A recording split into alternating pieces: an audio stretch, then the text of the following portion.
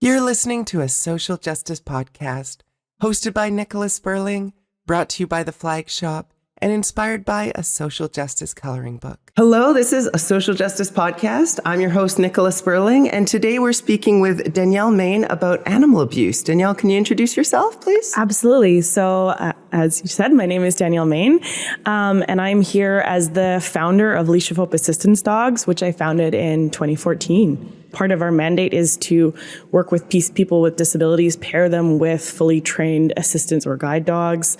But we primarily take puppies rescued from shelters. So we don't breed dogs in our program, we rescue dogs. Right, wonderful. And we'll get into that a little bit more a little later in this episode. I want to ask you a few questions about your work with Leash of Hope, but usually we like to start our episodes by talking about what the subject means. So in this case, what is animal abuse? And I think a lot of people are going to have an idea in their minds of generally what they think animal abuse is, and I don't know if there is a specific definition of it somewhere, but what would you say constitutes animal abuse? So if I was going to give a quick off-the-cuff definition, I would say any kind of harm, physical or psychological, to a dog, whether it's immediate and acute or long-term and chronic, would be considered animal abuse. Right. And do you think that that could be extrapolated, like outside of dogs specifically, to other animals as well? Oh, absolutely. I've previously worked a lot with horses, and that can be seen in other industries as well, equestrian industries with dogs, other pets. It's definitely a possibility when you're dealing with a living, breathing animal that can't speak for itself. Do animals have rights the same way that people have rights? Are they kind of different, or do they have no rights at all?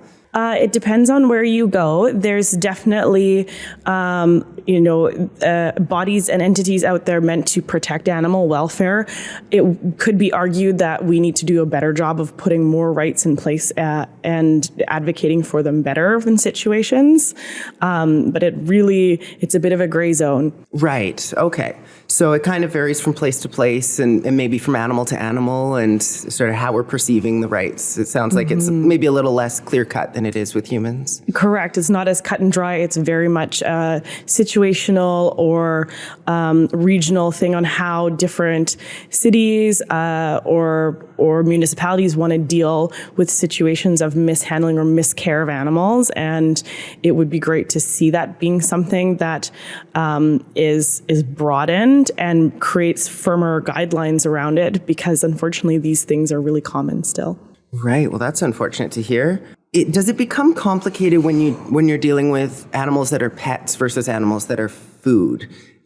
Because it seems like if you're able to kill an animal for food or for leather or for fur, whatever it might be, that it becomes less clear what the rights of the animal are or what's considered abuse and what isn't. Like, I think it would be pretty clear that you don't just take a healthy dog or cat and shoot it in the face, and like that would probably be considered animal abuse, I would think. Yeah, absolutely. And I think that's the same considered abuse, even if we look at those other industries. And thankfully, those are two very different conversations. But there's been lots of animal advocates that have put a lot of work in place to try to standardize how animals are treated when being used for our benefit. And that's not an industry that I mean in a lot, as someone who's primarily works with domesticated animals, but there's definitely a lot of great advocates and researchers out there that does stuff around making sure that there's ethical use of animals. But I'd say that they would argue, and lots of people would argue, that that's abuse either way, and there's lots of being done to prevent that kind of abuse for animals being euthanized for our benefit. Right, and I imagine the same would be true of scientific research, for instance, testing products on animals. That's a big one, and that's something that all of these things, as far as use of animals, that happens behind closed doors. It's not as obvious as how someone's treating a pet, chained in a backyard, are things that are only gonna have change when we as people tell these large corporations that it's important to us. There's huge movements to help prevent animal abuse with animal testing, but that's not going to stop until we as people go, I'm not going to buy your products if you're going to keep doing that. And that's the biggest issue with industries like that. Right. So tip for our listeners who want to help, just don't buy products that are testing on animals. Yeah, there's some great sites out there that will actually outline what companies do or don't do animal testing. And that's very easy to find online and to make sure that you're only going through products and companies that are ethical with how they interact with animals. Right. So those be like cruelty-free products. Absolutely. Those lines. Yeah. And this may not be a question that you're able to answer because I know that your focus is on domestic animals, particularly dogs. But do you know what the most common form of animal abuse is, or which types of animals tend to receive the most amount of abuse? You know, I think that's a hard one because it's such a vast thing. You see everything from cats and dogs and horses and farm animals being kept in horrific situation where they're being neglected and confined, or even in hoarder situations. So that's a form of abuse just as negative or influential. Physical violence could be on an animal in their life. And I think that unfortunately those situations where dogs or animals, farm animals, are being miskept are probably more common than we'd like to think. And those senses, I think that definitely like pets are a big one, unfortunately. Yeah, dogs and cats. Yeah, well, that's why it's important that we have organizations like Leash of Hope rescuing dogs in that case. And I think you've sort of mentioned this to some extent, but is animal abuse quite prevalent in our world today? I think it is, and it's prevalent in forms that we don't recognize as people, and those are the dogs that are maybe in severe psychological distress because someone has decided to keep a high drivey dog as a house pet in an apartment and has completely gotten stressed out to the nines, is maybe driven to the point of almost being aggressive, and because of the situation it's being put in, and the owner has no idea that that's considered a form of abuse and neglect. So that kind of prevalence, I think, is it's higher than it should be, especially in this day and age where there's lots of people working from home and during COVID decided to go out and get pets. So I think that these kinds of insidious forms of animal abuse and neglect are way more common than we realize, lots of people realize. Right. And I guess that's a good example of ways people can find themselves in that situation. COVID's hit, you're feeling lonely, you want to get a pet, maybe you don't think it through properly and you bring a pet that really shouldn't be in a small apartment into a small apartment. I wonder too, have you noticed that there is an impact from people who've already had a pet? Maybe they've been living in a house and they've had a nice yard for their dog, and just because of inflation or losing their job or whatever, they've had to downsize into an apartment and also found themselves in a situation like that. Well, you know, actually, I don't see an issue with being a dog owner in an apartment whatsoever. It's actually what we as people do that's way more important than where we live. Actually, in fact, you will see cases where there's dogs much healthier mentally, physically, with people living in apartments because they go out and they hike and they take the dog to the beach, and there is that stimuli and that interaction. Whereas the flip side to that is historically lots of people think, oh yeah, it's great, I've got a yard for the dog, and the dog just gets stuck out in the yard. But that's still not stimuli. That's not exercise. That's not engagement. Because they're not taking them on walks. That's and hikes still and neglect in a form. Right. So that yard does not make up for that lack of activity that they actually need to be okay. Right. Okay. That's a good point to make. Thank you. I think at this point we could probably start talking about some of the work that you do with Leash of Hope. I think we've built a bit of an understanding what animal abuse is, but I want to focus a little bit on your specific area of expertise. So can you explain what Leash of Hope does? I started Leash of Hope with a colleague of mine back in 2014 because we felt that there was a hole in the industry that needed to be filled. And as two women with disabilities that could see a path to kind of a better way of how we wanted to see dogs be trained with the use of rescue dogs, we decided to start from square one scratch, which is quite hard to do with a service dog organization when you're trying to do it properly. And we started with my first guide dog, Pedro, who was a street stray from Mexico. And we kind of used him as a bit of a guinea pig. And he was trained through the gamut of as a guide dog because I'm someone who's low vision. And we trained him to do tasks like retrieving, pressing buttons, taking off coats as you would for someone who needs a mobility dog. And then we also started teaching him work around medical alerting just to kind of see if we could do it. And he became the jack of all trades dog Mexican street stray that could really do it all and can kind of prove that it could be done. And from there, we took off with the concept and really started training dogs one-on-one specifically for people based on what the dog wanted to do and what the dog's natural drive was to do. So if a dog is maybe more catered towards emotional support as opposed to physical support, then you would sort of push them off in that direction? Yes, and oftentimes those dogs don't go into full service dog work just because emotional support dogs or emotional support or comfort is something that we all get out of a dog. Mm-hmm. So based on international standards, for a dog to be considered necessary as an assistance dog, it has to be able to do 3 specific tasks to help a person while in public. So regardless of whether you're training a dog for someone who has maybe PTSD, autism, the things that are more along the psychological route, there's still specific tasks, whether it's med retrieval, providing deep pressure therapy, bringing that person who's dissociated to a bench or an exit. So it's still a specific kind of tasking that's more than just kind of comfort, but you definitely have dogs that are way more tuned into that and able to stay grounded with someone who is in psychological distress.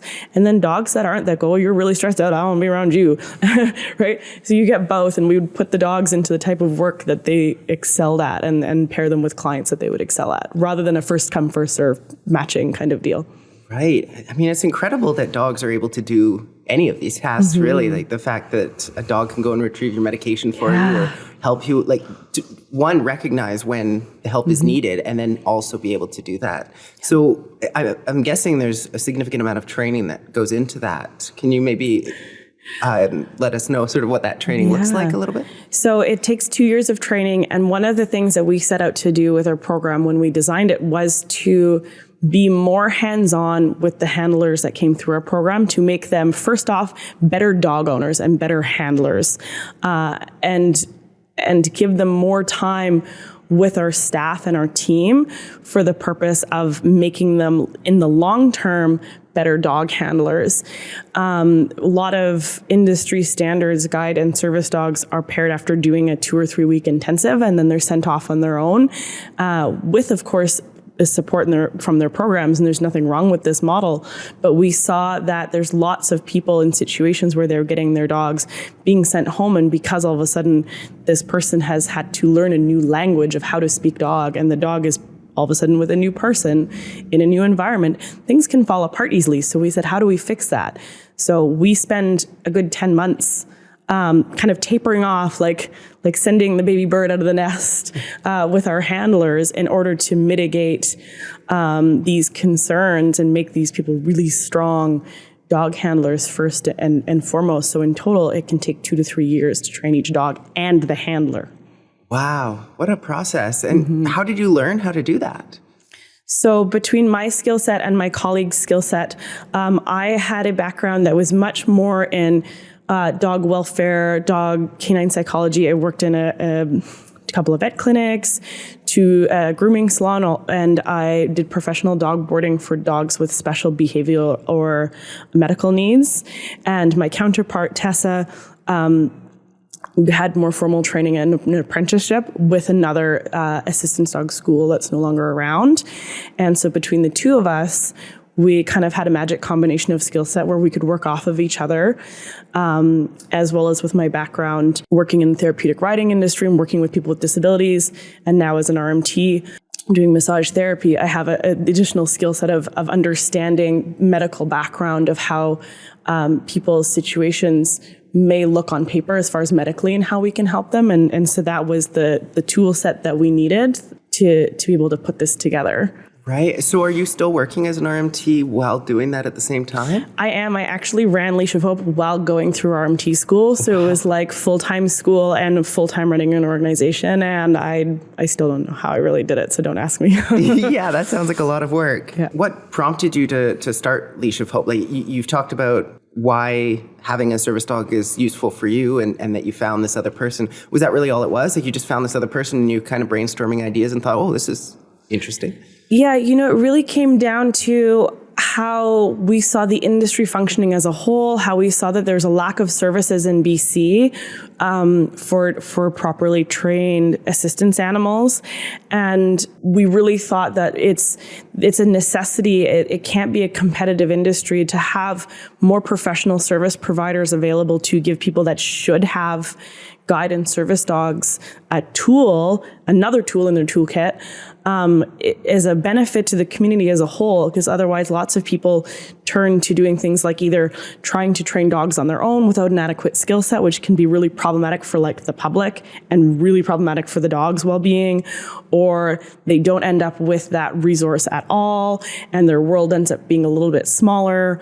So at the end of the day, we wanted to benefit the community, and we had ideas of how we felt that we could offer something different that might work differently than the industry standard of showing up, being paired with a guide or service dog, doing the 2-3 weeks and being sent off. And I guess jumping from there to where you are now, have you seen a lot of growth? Like, how many dogs are you working with at any given time? So we tend to train and place 4 to 7 dogs a year. Mm-hmm. And so now we've been doing it for 8 years. And at this point we have, I think, 36 dogs.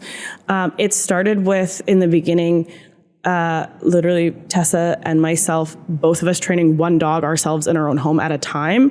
And now we have fosters, puppy raisers, which is a lot of fun, helping us and coming in and doing training and working the dogs. And so it means that we can meet the needs of our community a little bit better, and which has been great growth to see. That happened accidentally, actually. We rescued a mama dog from California who was pregnant with 9 puppies, but we didn't know. Oh, so wow. Very quickly, we expanded and needed fosters and more resources because we got a phone call going, "Are you sure you want to put this dog on a truck when she's about to, have babies?" And we were like, "Oh, I guess so." Wow. I mean, that's pretty incredible how you've been able to find dogs. Is that typically how it works? If someone reaches out to you and says, this animal needs rescuing, and then you set something up, are there disqualifying factors? Because I imagine it's probably easier to train a puppy than a rescue animal? Yes, so a bit of both. Our main thing when we look to build Rescue Connection is we want someone who's also a professional on the other end of where we're getting the dogs from to run assessments for us, at least a preliminary assessment, so we have a greater chance of success of when the dog comes in of them working out in our program. And if they don't, at least we know that a dog has met some certain criteria where they might still be a really good pet. Because for us, it's really important to do ethical rescuing, which meaning that we're bringing dogs in that have the capacity to be healthy, happy, functioning members of society. And the unfortunate reality of rescuing sometimes, not all the time, is that you can have dogs that have gone through serious trauma, mm-hmm. and trying to integrate them into a family city environment is not fair on them. So for us to be ethical and make sure that we're bringing the dogs into a situation that is going to be good for them as well is important to us. So it's actually less about whether or not that dog is capable of being trained after having that traumatic experience, and more about it's just not ethical to put that dog in that situation after everything they've been through? Well, it's both, because if you have, just like us as people, if you've gone through a huge trauma in some form, and you could be subject to extremely stressful environments, whether that's crowds, obnoxious people, anything, any kind of thing that could be seen as things that will elevate that fight or flight in your body, you're probably not going to be good if someone goes, "We're going to offer you this job, come to Canada, and you're going to be a security guard for a concert, for GM Place downtown." If you have severe trauma, that's probably, as much as you're going to be like, well, so going to Canada sounds good, but I don't think I could do that if that's that job, right? Right. So we have to look at both. We have to make sure we meet the 3 earmarks, that the handler is going to be safe and helped with, mm-hmm. what they need.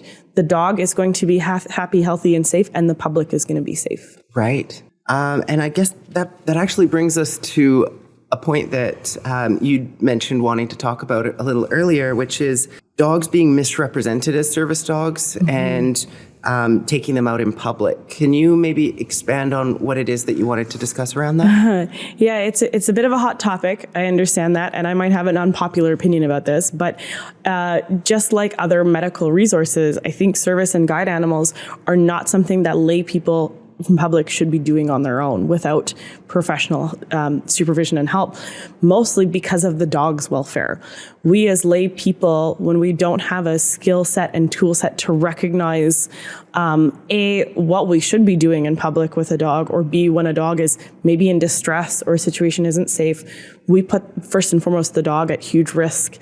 And it becomes an incredibly selfish thing that we've decided we're going to put this dog in this bad situation for our own comfort or our own benefit in some way. And that doesn't make a person's need for a service animal any less valid. But I highly encourage people to avoid going that route and seeking professional help before just putting a dog in a public place because of their own desire to have that as a tool. Right. And is that something that happens quite often, or are there like regulations around which animals can be categorized as service animals and therefore be allowed in certain places? Maybe I'm thinking of the US because I sometimes get them confused, but I seem to recall that you can't ask someone if a dog is a service animal. So the US and Canada are different, and lots of places are different. We do have regulations here in Canada. Unfortunately, every province is different, which makes it really hard. But federally, federal government and human rights recognizes a person with a disability with a properly trained dog to assist them has the right to be in public places. Different provinces have different rules enforced around how they want to manage service dogs or help people.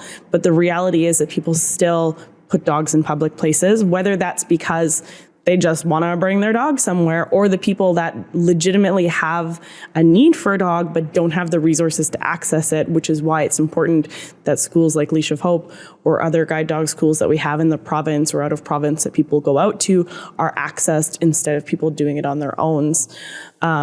Because without these tools, these people don't have access. And like I said, it is definitely valid. But with regulations we have here in BC, I think that there's also a lack of education. Lots of public places don't know what to look for, don't know what to ask or what to do. Here in BC, I think the biggest things that I tell business is to try to recognize the signs of the dog itself. Does it look like it should be there? Is it identifiable with a vest? Does it look comfortable? Is it well-trained? Is it bothering anybody? These are those markers, because you also have a responsibility to someone who comes into your business with a service or a guide dog to make sure that another dog in your store or your business isn't going to put the other dog or team at risk. So having an understanding of not just legislation, but actually what that looks like is really important. And in the States, I think they're allowed to ask, is it a service dog and what does it do for you? And that's in the US, and here it's so different. It's so all over the place. Right. Yeah, I don't know all of the rules around that. I just saw a video as I was doing some research about someone who tried bringing a service dog into a business, and the business said, no, we don't allow dogs. And the person said, well, this is a service dog. And they said, prove it. And he said, I don't have to by law. And so if your dog is showing, like if your dog isn't behaving, it's being disruptive, it's bothering people, they do have that, like actually use a business has the responsibility to keep your other patrons safe. Right. Okay. Right. So we do have that right to ask if it's a service dog. We don't, as public, have the right to take copies of ID. Like BC government issues ID cards that people can get. Or you get most large program schools give an ID card saying, yes, this dog was trained by our school. So businesses in public don't have the right to copy these pieces of personal identification, but they definitely have the right to ask, especially if the dog isn't presenting as such. And that question should never come from what the handler looks like. And I think that's a big problem that we have. That's where discrimination might come into play. Yeah, where even me as someone who's low vision, because I don't quote unquote look blind, I've had that happen. Oh, is it actually guided? Are you actually blind? And then we're getting into the realm of well, how much education do you have to be really questioning my medical diagnosis of one I've had since I was a child, because of lack of education and understanding of what disability looks like. So it's much more effective to look at what the dog is doing. Right. Yeah. I mean, I'm trying to think, what are they expecting from you, that you walk around with a big sign on your head or something like that? I don't know. Or that they talk to me and I look away the other way. You know, 'cause I think there's lots of like the media portrayal of people who are blind is not, it's not quite right. So right. Yeah. And I mean, that's possibly a topic for a different episode Totally. of our podcast. But as with pretty much every episode we've done here, there's always like crossover within the issues that we talk about, or intersectionality, as you might say. Is there anything that we haven't covered at the moment that you'd like to bring up and have a conversation about? I think that if we have the time, it'd be a really good opportunity for us to delve more into the conversation of that, you know, especially since you wanted someone to come here to talk about animal abuse, like how do we as dog owners or pet owners recognize when we may be oblivious to the neglect of our own animals, whether that's through our lifestyle, misuse of equipment. And I think that these are the things where I would like to see pet owners do a little bit, especially with dogs more than anything. And I know lots of people are struggling with dogs that they've gotten during the pandemic. So I think that delving into that topic of the neglect side of abuse that, you know, we might not realize that we as dog owners do is a really important topic. Yeah, absolutely. I'd love to dive into that. So what are some key issues that you are seeing with regard to people not realizing that they're being abusive towards their pets? You know, and it's so hard to hear that. No one wants to think that they're the ones that's causing their dog distress, you know? Right, especially if they love the dog so much. Yeah, right? And I think that's what also comes down to with these relationships with our animals, especially when you go into that realm of like people trying to utilize their dogs as assistance dogs. It comes from a genuine place, and it's never from a place of intentional maliciousness. And I think that making sure that we as dog owners, especially when you start to see dogs showing any kind of behaviors, if your dog's starting to chew on things, your dog's starting to become leash reactive, your dog is starting to maybe become a little bit self-destructive with licking excessively, chewing excessively. These are signs that your dog might not be getting what it needs in some way, and working with a professional or looking at your day-to-day lifestyle.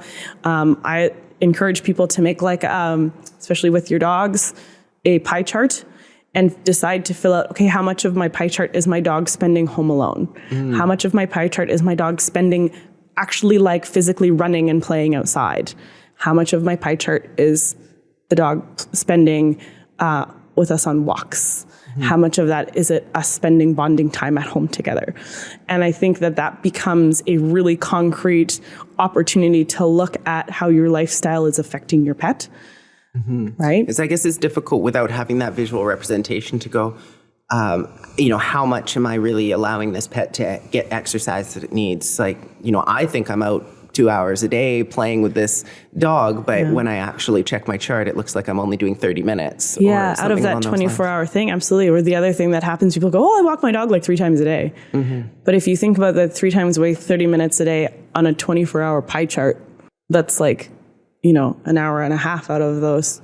And the other 22 and a half hours are spending hanging out in the house, right? Which isn't great. And I imagine another part of the equation too is if you're asleep, you're not doing anything with your dog. You're maybe tuned out to the fact that the dog's just lying around doing nothing. But then you spend your day at work, and so now you've got 8 hours when you're asleep and 8 hours when you're at work, where that dog's not getting. And actually, like sleeping, there's lots of studies around this too, which is really great. Sleeping with your dog, there's huge health benefits for you and your dog psychologically with that. Not every dog can do that, and I understand that. So I'm not saying that it's, you know, if your dog needs to sleep in a kennel or somewhere else, that's bad. But I will say that there is huge benefits to sleeping with your dog in your bed.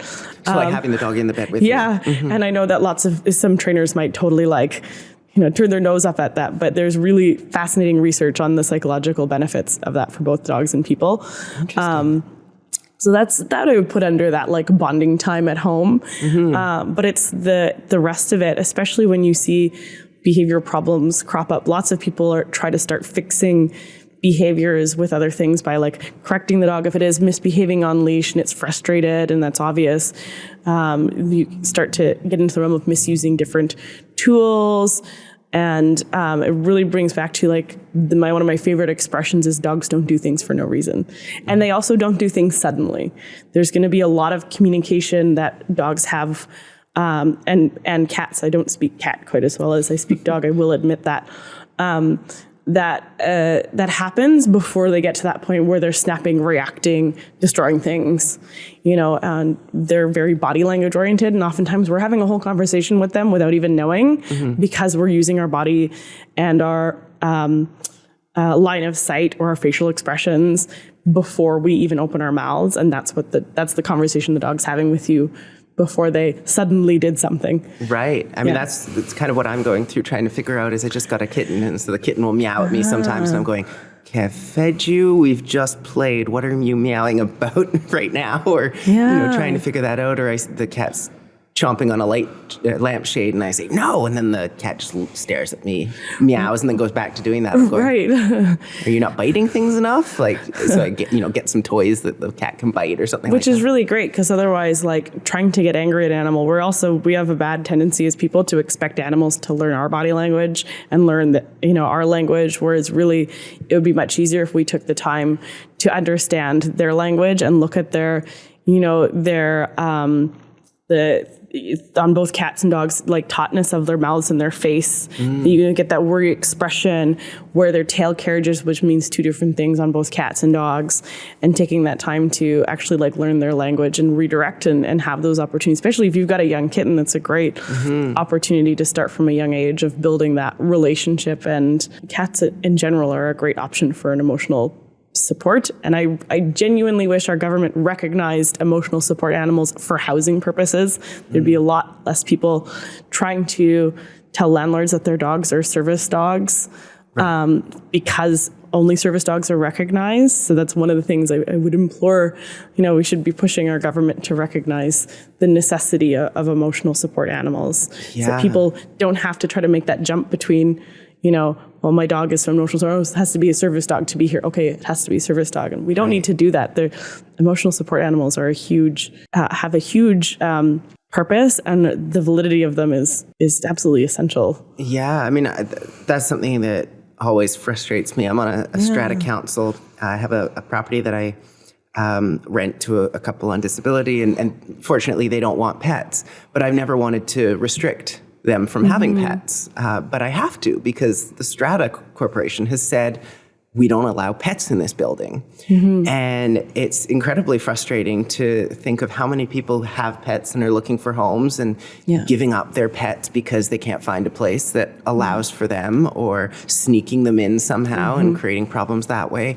So, I mean, it would be really nice to just see a mandate from the government saying you can't restrict pets like this anymore. That's not okay. Like they did with rentals. Like, you can't restrict rentals anymore. Anyone who owns an apartment that used to be restricted now has to be able to rent it. And one of the recommendations, I think, from the same report that caused that to happen was that there shouldn't be restrictions on animals either.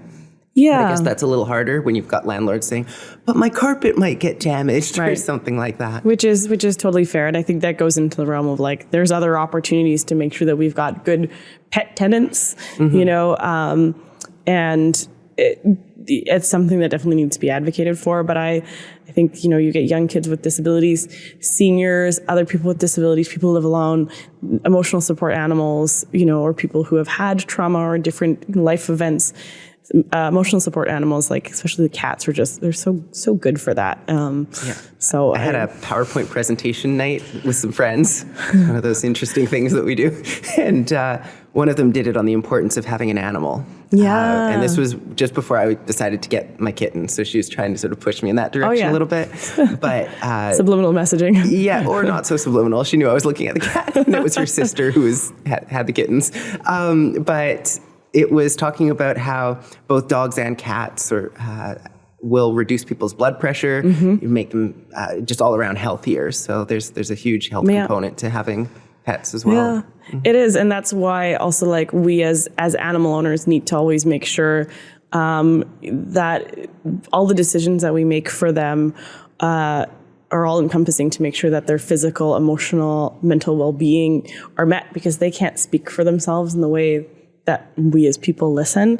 And so There's lots of great literature out there on books, to be more mindful of learning to speak dog or learning to speak cat and understanding those body language, understanding those signs of emotional or mental restlessness.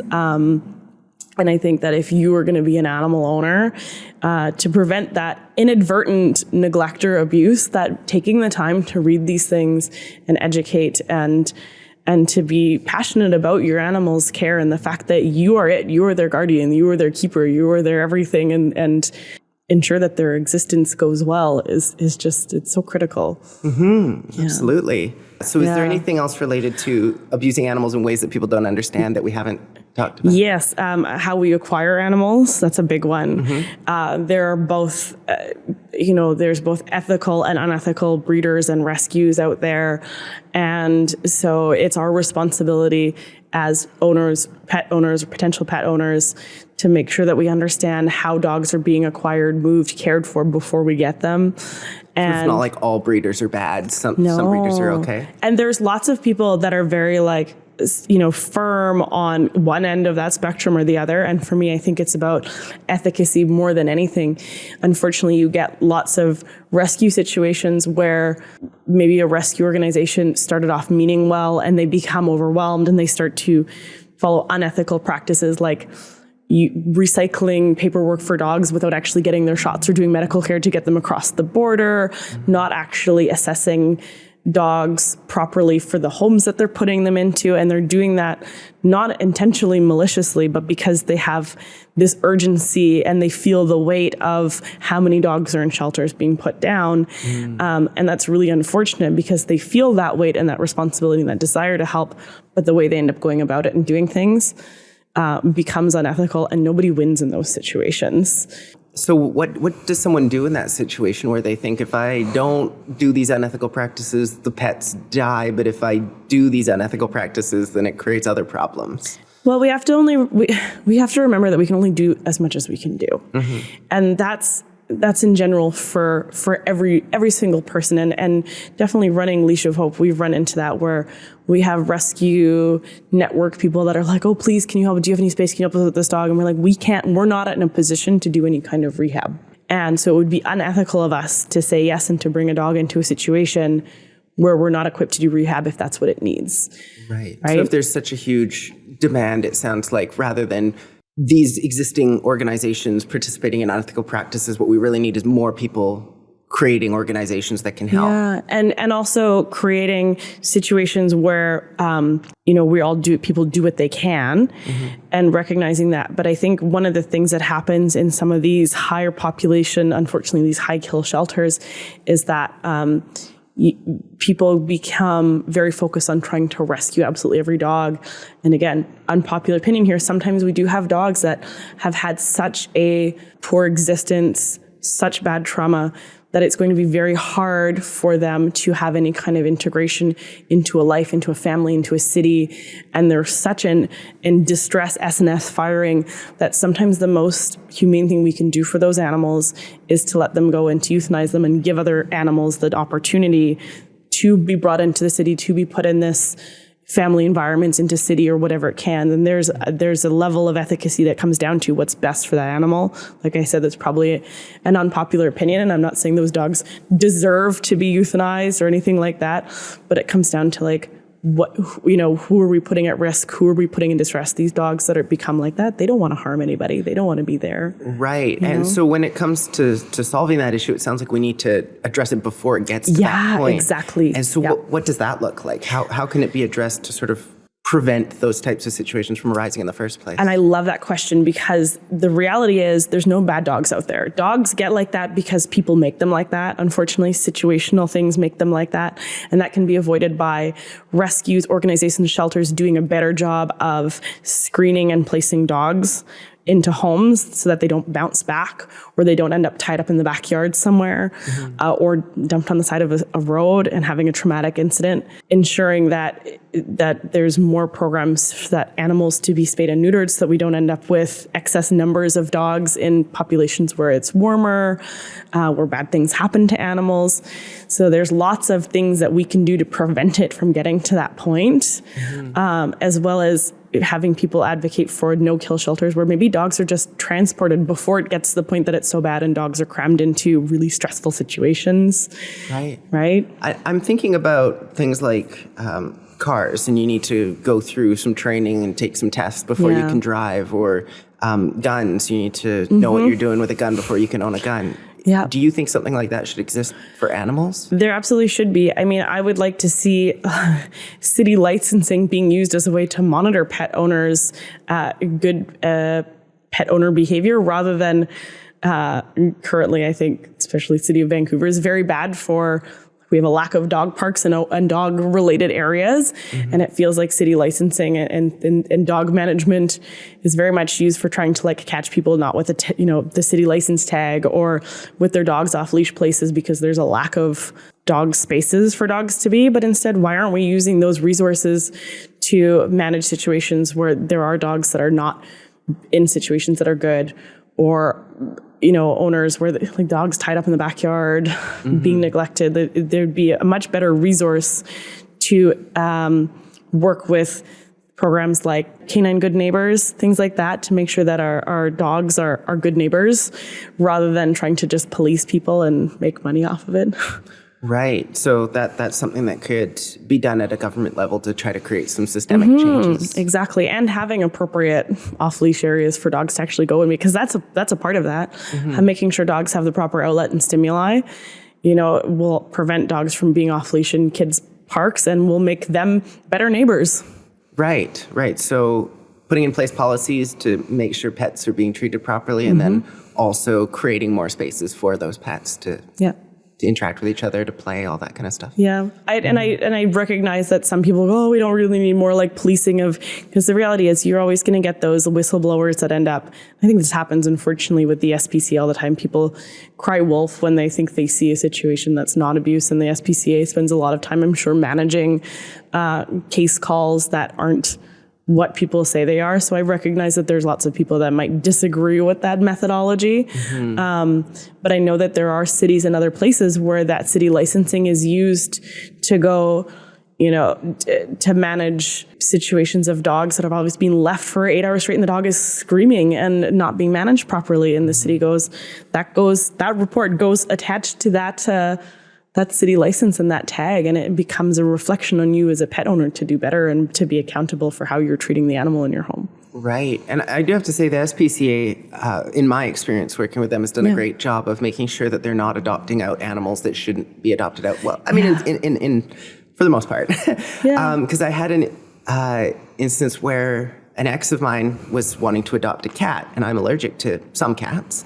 So they made sure that before they allowed him to take that cat home, I had to go there, rub the cat's bedding in my face, make sure I didn't have a reaction, because they said this cat's already moved homes a number of times. We need to make sure this is the forever home.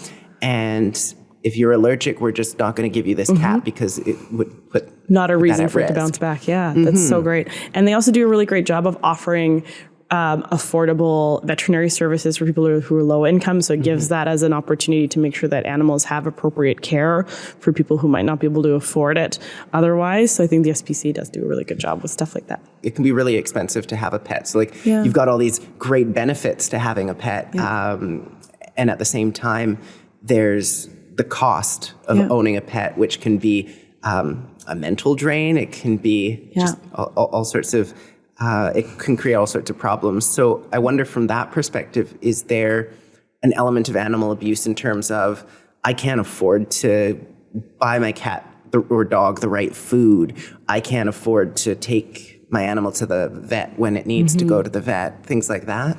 There can be, and that's a hard one, and that stuff that stings. It can hurt sometimes to be like, well, I'm just doing my best for it. My cat or dog is totally happy, and there's truth that at the same time, it's not about us. They're a living, breathing animal that can't go, whatever it is, ow, my stomach really hurts. No, it really, really, they're not going to do that, right? So we have that responsibility, regardless of how we feel or how, there's not a criticism. If we can't afford something, then it becomes a problem of how does that impact their well-being? And that's why being a pet owner that is low income, then know what your resources are, know what your options are, have those backup plans, whatever that they are, right? Are there solutions for people in that situation? Like, can someone go to the SPCA and say, my pet needs help, I have no money to pay for it, like, what do I do? Are there options available to them? I believe that the SPCA has a really good program where if you're on disability, you get some discounted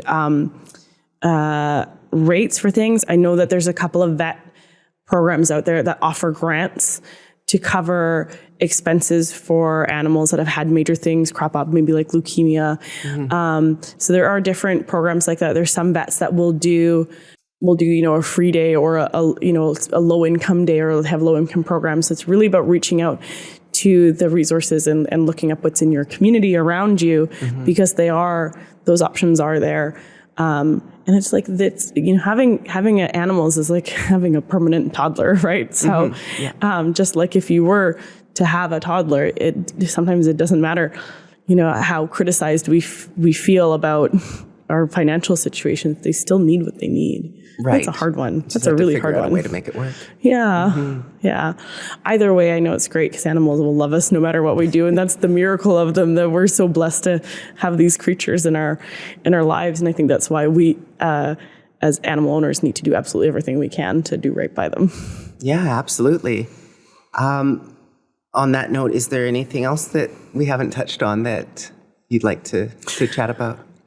No, I will say that if this is something that people are like passionate about, there's definitely lots of, whether it's rescue organizations, whether it's things like SPCA, shelters, organizations like ours, like Leash of Hope, there's lots of ways people can support programs like this, or even just doing the things to take those times, like looking up, what products that they're using are cruelty-free, making those little choices, anything from that to like volunteering for an organization or making donations to an organization can be great ways to show that support for animal welfare. And as pet owners, doing that research and taking the time to really understand your animal is something that I would highly encourage. Absolutely. I mean, I normally end our podcast by asking what our listeners can do to help. I got ahead of you then. Like, you've answered that question. So thanks for wrapping that up so nicely. If there's nothing else that you'd like to raise, I think that brings us to the end of our podcast. No, unless there's something else you want to throw at me, then I think that's it. But if anyone's interested in getting to know more about Leash of Hope, you can find us on Facebook, Instagram, Leash of Hope Dogs, and I myself am on these platforms as well, and do a lot of advocacy for people with disabilities and accessibility advocation. So I have my own Main Insight is my handle if anyone's interested in more of that kind of things. And otherwise, definitely come and check out our socials for Leash of Hope and see some cute dogs. Great. Thank you so much for joining me today. It's been a really interesting discussion, and I really appreciate all of your perspectives. My pleasure. This has been a social justice podcast. Again, I'm your host, Nicholas Sperling. I've been joined here today with Danielle Main to talk about animal abuse, and I'll see you again in 3 weeks. You've been listening to a social justice podcast hosted by Nicholas Sperling, brought to you by The Flag Shop, and inspired by a social justice coloring book.